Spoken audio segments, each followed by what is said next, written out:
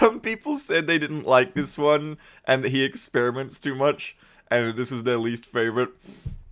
I think this is my most favorite episode, to give you some context, and I love when Steve experiments. Okay, Steve's gone mad. Yeah, bring up Steve. What is he doing? There's Steve. Misa JoINrbs. No, I'm just joking. That's a joke that plays off the episode title. Only one of those this week. Only one. A lot of people complained that I lost track of the serious analysis last week. I headed a bit too far down the path of the meme, and I understand. You guys are here for serious analysis of serious gameplay, and that's what I'm bringing you this week. You're in the way, Steve. I'm in the way of what? Oh, God. You guys can't do this. Nah, fuck off, you wanker. The show's better this way. I am the show.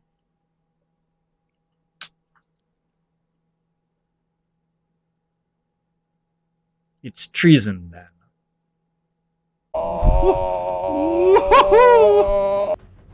Alright. Now, last week we shut down a fighter. There was a crashed fighter on the ground from the end of last week, and while Beagle was scanning for it to get some soldiers off fatigue for it, a new scout showed up. Looks like 2 missions for Captain Quick Dog. Unfortunately, he wasn't able to get 2 interceptors into contact with this. China's a little bit of a difficult country to always get good interceptions over, and he even had to buy a new interceptor to repair the hangar situation. Ugh. Just throwing money away. With that done, he loaded out a pretty competent team led by Nagash and headed off to the crashed fighter site. Strike 1. Prepare for landing. Devil's Fist. That's ominous. The team landed in the best corner of the urban small UFO map and quickly took the high ground available. The biggest highlight of the mission came right at the start, as Beagle almost sneezed. It was smooth sailing from there as Overwatch fire against a pot of 2 floaters and a Muton scored Ohio Yankee a kill, and a nice rocket from Absolute Zero left easy cleanup work for Dies and Cappy. That ended up being the only pot on the map, and some lengthy maneuvering allowed Beagle to prove that he could really get meld canisters. Well, 1, with the help of running a gun on a map with 4 total enemies on it. The team eventually cleaned up the outsider and headed home, having fired just 9 shots in the entire mission. There was 1 level up from the mission, and the crash fighter gave a sizable haul. Isn't it awesome to be able to shoot these down? Oh my god, go away! With another UFO getting away, Beagle was definitely looking forward to You got laser this covered, cannons, Steve. and... No, I can explain Sorry, what Steve. laser... Really? Did you ever hear the tragedy of laser cannon the flying? No. I thought not. It's not a story Beaglerush would tell you. It's a basic strategic layer concept. Laser cannons are ship weapons with such high damage and fire rate that they can use interceptions to consistently generate crash site missions. They have such power in the air game that they can even pay for themselves, with massive return on investment. They can actually improve your strategic situation? Mastering the strategic layer is a gateway to many abilities some consider to be basic math and common sense. What happened to them? All the players who built them became so powerful that the only thing they were afraid of was not building them. Eventually, of course, they did. Unfortunately, knowledge of the strategic layer taught players how to mech rush and Gauss rush, which then became the dominant strategies. Ironic. Laser cannons introduced the concept of positive return on investment, but became a burdensome opportunity cost once players realized the power of aim modules. Is it possible to learn this power? Not from Beaglerush. Thanks guys. That UFO was followed pretty quickly by a battleship bombing Canada, so panic's rising. Stop trying to blow up Canada! Stop it! Panic's actually still not that bad in Canada for what it's worth, and it's unlikely to be targeted by terror missions as well, so these bombing missions aren't that big a deal. Ooh. This also isn't that big a deal. Most of your money comes from mission income, not from country income. Don't worry about it. Ooh yeah!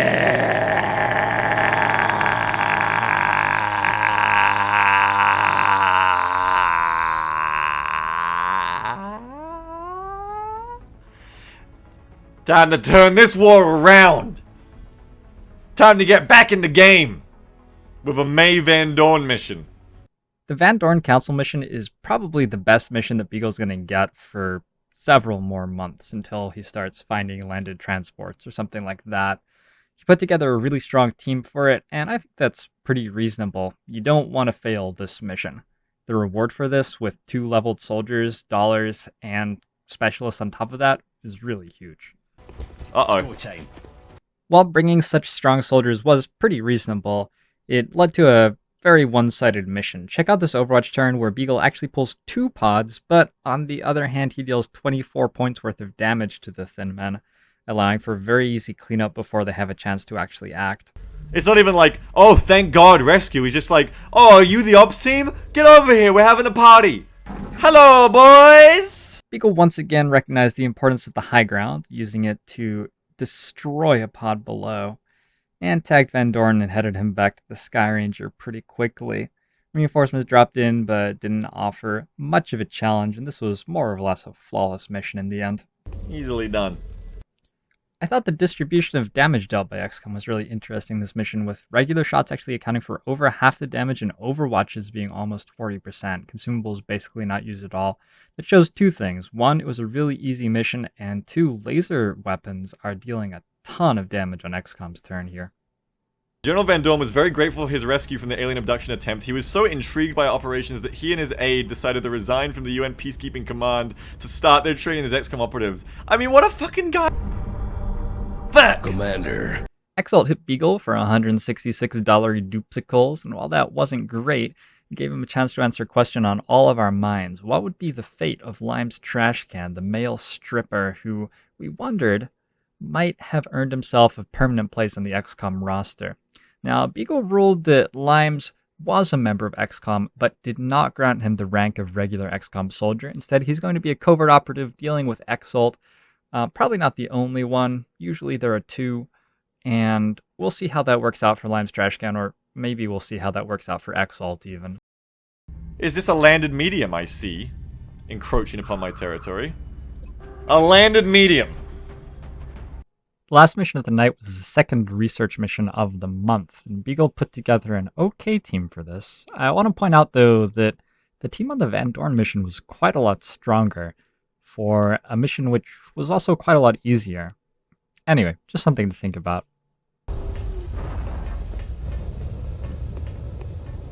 The team deployed into a dark forest. This is a map that I'm not a huge fan of myself. It's just a little bit too monotonous. Not that it's like a boring map, but it's a very challenging map because there are no terrain features that you can really take advantage of while denying them of the enemies. Anywhere that you go, there are going to be large trees with heavy cover and ridges which are flankable but difficult to flank all over the battlefield. After a little maneuvering, Beagle got stuck into combat and immediately tried to take the high ground. Ugh. Beagle's the wrong sort of high. 420 blazing! With his soldiers in defensive positions, Beagle hunkered down and weathered the alien turn.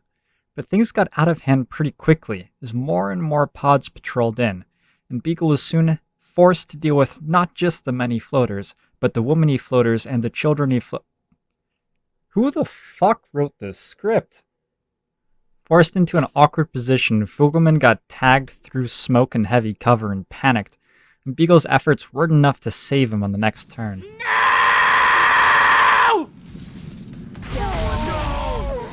While the soldiers did their best to stem the bleeding, it wasn't enough, as a previously launched floater flanked and zeroed out Kiter from behind. Oh! The death and wounds were not in vain, as Beagle finally got the mission under control, killing off the remaining floaters and then dealing with not 1, not 2, not 3, Pardon? but 4 reinforcing pods. Fuck! Played this well and patiently, remembering that only a GIF deals in bad pursuits. Bitch! Taken care of. With the map clear, Beagle just needed some patience and a little bit of luck to kill the outsiders. Execute Order 66! Oh, yes, Queen, yes! And so ended a truly epic mission, one you should really watch in your own time in full.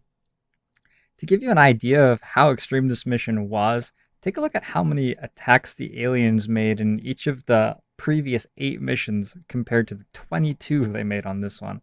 The aliens dealt 31 total damage in this fight.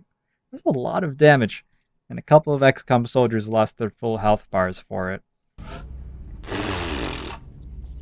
That was it for the week. I hope you guys have enjoyed watching my review. If you want to catch Beagle live, he plays XCOM on Thursday nights at 5 p.m. Pacific Standard Time over at twitch.tv/BeagsandJam and plays other games there throughout the rest of the week as well. Thanks so much to Tony for the art this week, and I got him to set up a Patreon finally that's linked below the video. Check it out, please. And thanks again to Wootsor for all the stats. I've been JoINrbs. I hope you enjoyed the show, and I'll see you next time with more of JoINrbs Reviews Beaglerush's Thursday Night XCOM. Stephen Flavali and John Bradford and Lime's Green Trash Can, Magic Steve. They always aim to tease. Looking very good.